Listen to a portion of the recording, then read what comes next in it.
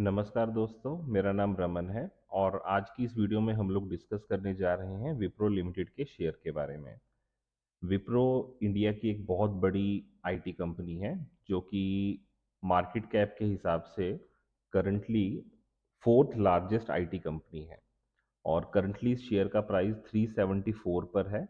मतलब आज की जो क्लोजिंग है वो 374 रुपये पर हुई है और कंपनी ने अपने क्वार्टर फोर के रिजल्ट्स भी अनाउंस किए हैं। तो सबसे पहले एक बार कंपनी के क्वार्टरली रिजल्ट्स के ऊपर नज़र डाल लेते हैं। तो जैसा कि हम देख सकते हैं कि जो सेल है उसमें लास्ट ईयर जो सेल 20,861 करोड़ की थी वो बढ़कर 23,190 करोड़ की हो गई है, जो कि क्यू ऑन क्यू बेसिस पर लेकिन जो सेल है वो तकरीबन फ्लैट है। लास्ट क्वार्टर में जो सेल थी वो 23,229 करोड़ की थी, जो कि 23,190 करोड़ की है। और वाई ऑन वाई पे जो सेल है उसमें इंक्रीज है। और यही अगर हम बात करें प्रॉफिट की, तो प्रॉफिट्स में भी ऑपरेटिंग प्रॉफिट में वाई ऑन वाई बेसिस पे 4136 करोड़ से बढ़कर 4505 करोड़ की है प्रॉफिट। और जो क्यू ऑन क्यू बेसिस पे लास्ट क्वार्टर में जो ऑपरेटिंग प्रॉफिट 4547 करोड़ का था वो थोड़ा सा घटा है। और उसी कारण से जो कंपनी का ऑपरेटिंग प्रॉफिट मार्जिन है उसमें भी मामूली सी गिरावट आप देख सकते हैं। और अगर हम बात करें कंपनी के नेट प्रॉफिट की, वो पिछले साल मार्च के क्वार्टर में 3092 करोड़ था, इस बार 3094 करोड़ है, यानी कि एकदम फ्लैट है। तो कुल मिलाकर जैसा कि अभी सभी आईटी कंपनीज में कुछ ना कुछ प्रॉब्लम चल रही है, उसी तरह के कुछ कुछ रिजल्ट्स विप्रो के हैं। हालांकि अभी आज ही के दिन टेक महिंद्रा ने भी अपने Q4 के रिजल्ट्स अनाउंस किए हैं। उसके कंपैरिजन में विप्रो ने एटलीस्ट अपने रिजल्ट्स को, जो लास्ट क्वार्टर के रिजल्ट्स थे और लास्ट ईयर के मार्च क्वार्टर के रिजल्ट्स थे, उसके कंपैरिजन में रिजल्ट्स अच्छे डिक्लेयर किए हैं। और साथ ही कंपनी ने एक बायबैक अनाउंस किया है। जैसे स्टॉक का जो करंट प्राइस है वो 374 का है और जो बायबैक अनाउंस किया गया है वो तकरीबन 445 रुपए के प्राइस पर अनाउंस किया गया है। देखिए, बायबैक का मतलब क्या होता है कि कंपनी, अगर आप ये शेयर होल्ड करते हैं तो कंपनी आपसे ये शेयर्स कुछ क्वांटिटी, वो कितना रेशो में होगा वो डिपेंड करेगा कि कितने लोग बायबैक के लिए अप्लाई करते हैं। जैसे अगर आप 374 पर मान लीजिए 100 शेयर ले लेते हैं, तो हो सकता है कि जो इसका बायबैक का रेशो है वो 100 के बदले 100 में से कंपनी आपसे 2 शेयर ले या 5 ले या 10 ले।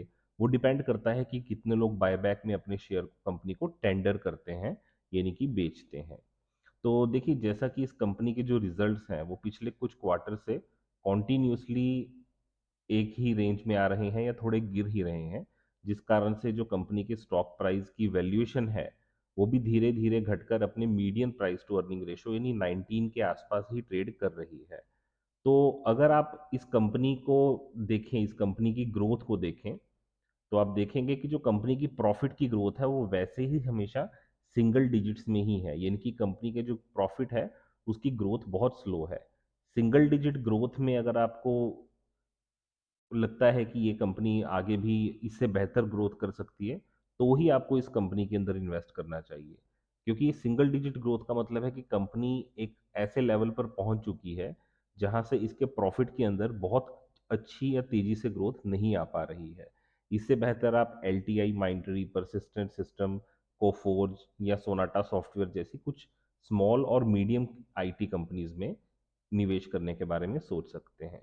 लेकिन बाई चांस अगर आप इस कंपनी में कहीं पर ऊपर के लेवल पर आपने खरीदारी की हुई है और आप सोचते हैं कि आप कुछ क्वांटिटी यहाँ पर इस प्राइस रेंज में लेकर एवरेजिंग करना चाहते हैं, तब भी ये जो स्टॉक का करंट प्राइस है ये मेरे हिसाब से परचेजिंग के लिए सूटेबल नहीं है।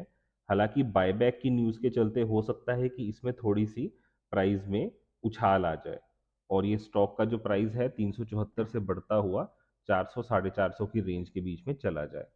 लेकिन जैसा कि अभी बाकी आईटी कंपनीज के रिजल्ट्स भी आ रहे हैं, मिक्स्ड रिजल्ट्स हैं। किसी भी आईटी कंपनी का, लार्ज आईटी कंपनी का रिजल्ट अच्छा नहीं आ रहा है। तो हो सकता है कि जैसे ही बायबैक की जो रिकॉर्ड डेट है वो क्रॉस हो जाए, वो निकल जाए, तो ये स्टॉक का प्राइस वापस से गिरने लगे। और मतलब मुझे पर्सनली ऐसा लग रहा है कि इस कंपनी का जो एक बहुत इंपॉर्टेंट सपोर्ट का जोन है वो ये है तकरीबन 295 रुपए से लेकर 310 रुपए के बीच। तो जैसे ही कंपनी के बायबैक की रिकॉर्ड डेट निकल जाएगी, यानी जो लोग बायबैक के लिए खरीदारी कर रहे हैं, जब उनकी बाइंग खत्म हो जाएगी, तभी स्टॉक का प्राइस जितना भी ऊपर गया हो वहां से दोबारा से गिरना शुरू हो जाएगा। और ये इसके बाद जो करंट रेंज है जहाँ पे ये अभी ट्रेड कर रहा है, ये भी इसका एक सपोर्ट का लेवल है जो कि तकरीबन 350 से 365 रुपए के बीच है। और जैसे ही ये स्टॉक का प्राइस इस लेवल को ब्रेक करेगा, 350 से नीचे जाएगा, ये अपने अगले सपोर्ट के लेवल 295 रुपए से लेकर 310 रुपए के लेवल के बीच में आने की क्षमता रखता है। क्योंकि अगर आप ध्यान से देखें, इस कंपनी की, जैसे मैंने आपको बताया कि प्रॉफिट की ग्रोथ बहुत कम है, उसके बावजूद ये कंपनी जो है उसका प्राइस टू अर्निंग 18 के पास है, जबकि इन्फोसिस, टीसीएस और एचसीएल, ये तीनों कंपनी इससे बेहतर प्रॉफिट की ग्रोथ दिखा रही हैं, और उनका भी प्राइस टू अर्निंग तकरीबन इसके आसपास ही है। ये 18 पर है, वो 19 और 21 पर है। तो मतलब अगर आप बायबैक के नज़रिए से इस शेयर को खरीदने की सोच रहे हैं, तो मेरे हिसाब से उसमें आपको कोई बहुत ज़्यादा फायदा होगा नहीं। क्योंकि अगर आप मान लीजिए इस स्टॉक को यही इस रेंज में कल आपको मिल जाता है और आप खरीदारी करते हैं और आपके 5 या 10% शेयर कंपनी बायबैक में 445 के रेट पर आपसे खरीद भी लेती है, तो भी बाकी बचे हुए जो शेयर हैं वो आपको इस रेट से धीरे धीरे जो प्राइस नीचे चला जाएगा वो लॉस ही देंगे। तो इसलिए बायबैक के लिए इन शेयर्स को मत खरीदिए।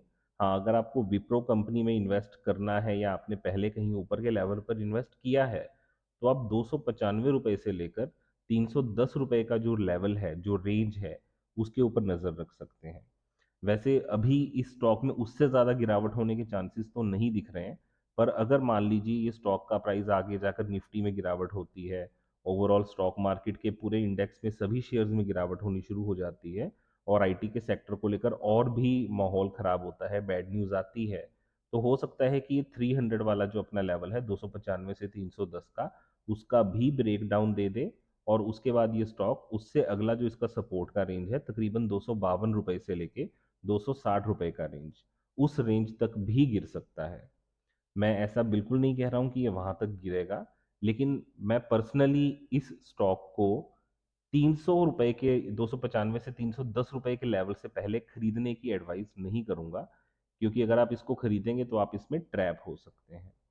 तो उम्मीद करता हूँ कि आपको वीडियो में दी गई जानकारी अच्छी लगी होगी। अगर आपको वीडियो पसंद आई तो प्लीज़ वीडियो को लाइक और शेयर कीजिएगा, और मेरे चैनल को सब्सक्राइब ज़रूर कीजिएगा। वीडियो देखने के लिए धन्यवाद। आपका दिन शुभ रहे।